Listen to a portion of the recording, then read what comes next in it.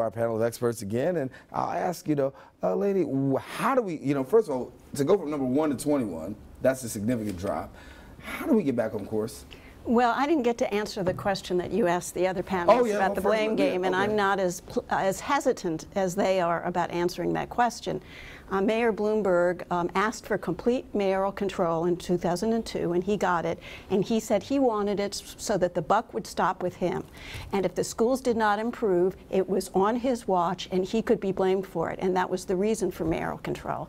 And since then, there's been a lot more in terms of state aid and even more in city spending, and yet results have not increased.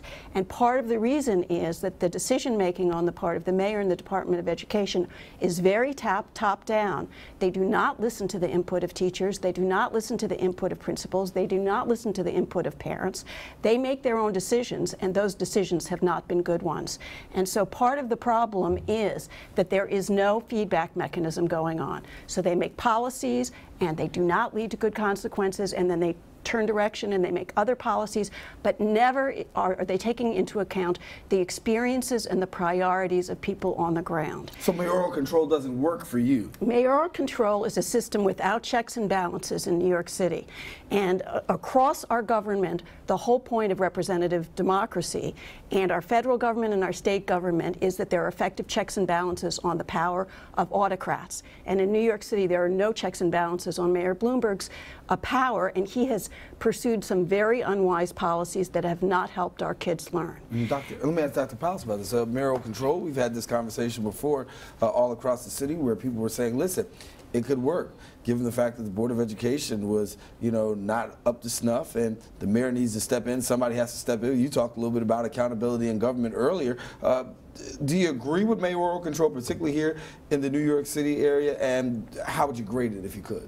Well, it's hard to evaluate mayoral control in the abstract. You have to look at it as it plays out in particular cities in particular times. I mean, the other cities have had mayoral control, and I would say it's worked better than it has in New York. I would say it has not worked well in New York, and I think for the reasons that Leonie said, we've not seen the kinds of checks and balances that we might hope that result in a broader sense of the entire city participating in deciding the futures of our kids.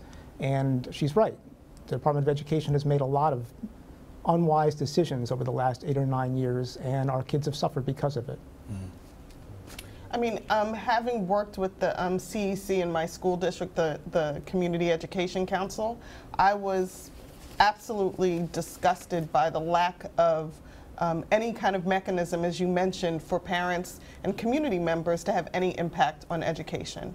And so what we quickly learned as people from the community and parents in particular were bringing their issues to bear to the CEC was that we had no ability to make any kinds of decisions or to make even really reasonable recommendations to the city around how kids were educated. And I would say that, in a wealthy school district, the idea that people would be paying their taxes to a school system and the school board have absolutely positively no ability to give feedback to the folks making educational decisions is counterintuitive to the democratic model. So. And when we talk about statistics, I want to give you a couple of statistics to let you know a little bit about the New York City public school system. It is the largest system in the world, the largest school system in the world, more than 1.1 million students.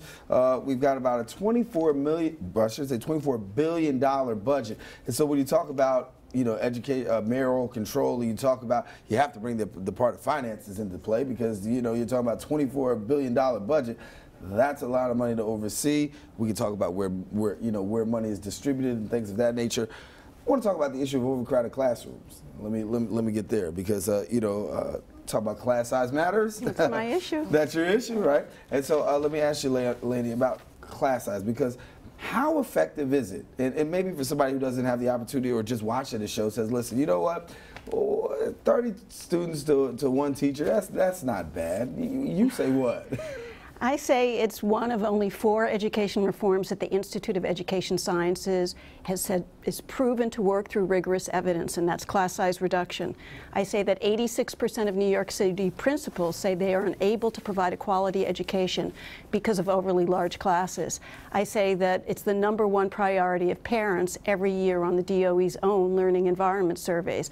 And I can say that nationally, teachers say it would be the #1 most effective way to improve the quality of instruction in the classroom is to reduce class size. Ramifications. We have the largest class sizes in the state by far here in New York City. Our state's highest court said that our kids were deprived of their constitutional right to an adequate education because of overly large classes. We won a lawsuit called the Campaign for Fiscal Equity. In response, we got over $2 billion in additional state aid. In response, we had to promise one thing, the Department of Education, that they would reduce class sizes in all grades. What happened? Class sizes have gone up more sharply than at any time that we have data for. And right now, this year, we have the largest class sizes in the early grades in 11 years. So this Department of Education took to over $2 billion, promised to reduce class sizes. Class sizes have gone up sharply, and our kids are suffering as a result.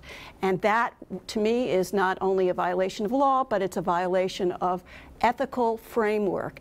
And what we know for sure works for our kids, especially poor and minority kids, get twice the benefits of smaller classes than white middle-class kids. And those are the majority of the kids that are in New York City public schools. And yet they are denied the reform that we know for sure would help them succeed. And the question I was inserting earlier was, what is the ramifications of having overcrowded classrooms? It means, for example, that students don't have the time to ask questions in class. It means, for example, their teachers don't have time to help them on their writing skills or help address their individual needs, either within the classroom or outside of class on their homework. It means that students are less engaged in what's going on because they don't feel like their needs are being met and their questions are being answered. Our highest need kids tend to then withdraw from the classroom, sit in the back of the classroom, or are disruptive. Disciplinary referrals go way up when you have larger classes. It leads to a myriad cascading negative effects on the morale of teachers, the morale of students, and the outcomes in terms of whether they are learning or not.